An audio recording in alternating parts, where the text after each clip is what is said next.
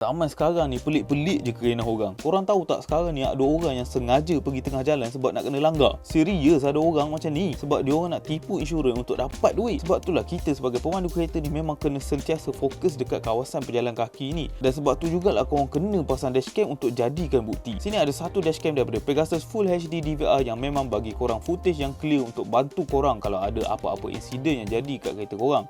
Kenapa aku cakap clear? Sebab dashcam ni kamera depan dia 2K, lepas tu kamera belakang dia pula 1K. Bukan tu saja, footage yang dihasilkan siang dan malam memang terang dan jelas dekat sekeliling kereta korang. Dan sebab tu jugalah dia datang dengan 24 hour moving recording. Jadi dia memang akan monitor kereta korang pada setiap masa. Malang tak berbau, so bila-bila je boleh jadi apa-apa insiden. Sebab tu jugalah dia ada built-in G sensor yang akan record bila dia detect pergerakan pelik yang jadi dekat kereta kita. Time kereta parking tak bergerak pun ada risiko untuk berlaku something dekat kereta korang. So dashcam ni dilengkapi dengan 48 hour parking recording. Korang jangan risaulah pasal memori sebab dia support 64GB SD card, memang tak ada masalah punya. Korang beli dashcam daripada Pegasus ni pun dia akan terus bagi korang satu SD card. So bila footage banyak-banyak tu nak download dekat mana?